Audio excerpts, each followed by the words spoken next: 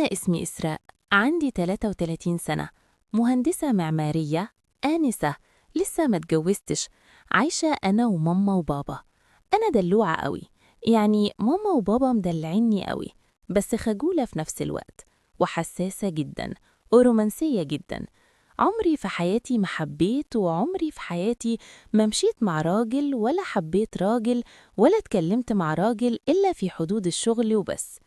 ما كنتش أعرف إن هتيجي عليا لحظة هيحصل لي موقف صعب جدا مع بواب العمارة بتاعتنا.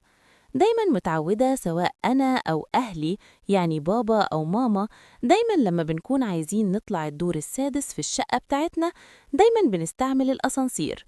طبعا موضوع السلم صعب جدا إن أنا أطلع الدور السادس بالسلم، فالموضوع بيبقى مرهق جدا.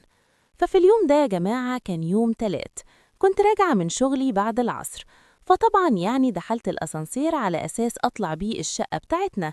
ففوجئت بإن الأسانسير في اليوم ده كان بايظ، أضغط على الزر فمش عايز يطلع خالص. فاستعنت بمين؟ بالبواب. ناديت عليه قلت له لو سمحت، حتى وإن كان بواب أنا بحترمه وبقدره كونه إنسان. بواب كان اسمه علي. قلت له لو سمحت يا أستاذ علي، في مشكلة في الأسانسير. أنا مش بقول يا بواب والكلام ده، لا، أنا بحترمه كونه إنسان. زي ما قلت لكم دي الإنسانة محترمة، بنت ناس، أعرف الأصول وأعرف الذوق. الكلمة الوحشة اللي ممكن تجرح اللي قدامي أنا مش بقولها. قال لي طيب لحظة يا ست هانم. هو دايما كان بيقول لي يا ست هانم، تقريبا هو بواب كان من الأرياف.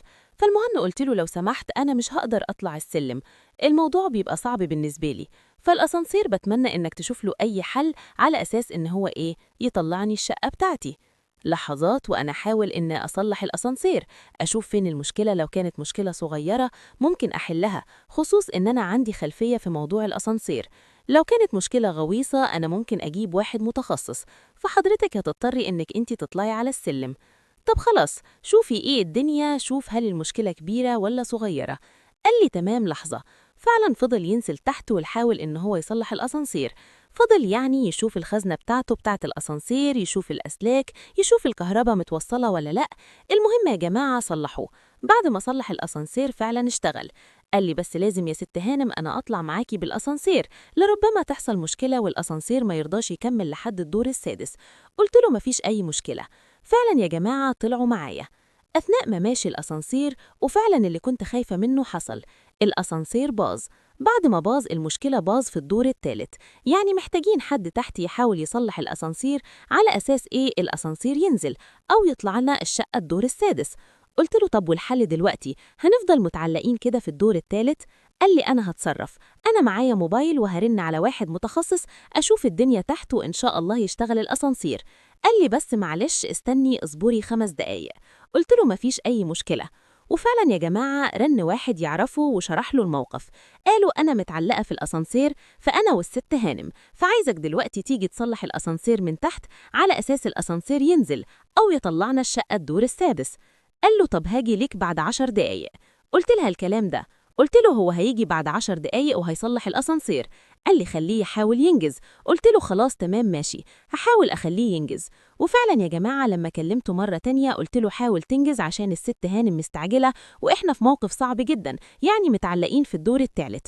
قال لي أهو هاجي بالموتوسيكل و7 دقايق 8 دقايق هتلاقيني عندك. قلت له تمام استعجل وانجز. قال لي تمام قفلت السكة من هنا. طبعا البواب استغل الفرصة دي وفضل يفتح معايا كلام، وقال لي انتي بتشتغلي ايه؟ قلت له انا مهندسة معمارية. طبعا البواب ده ما كانش يعرف عني اي حاجة.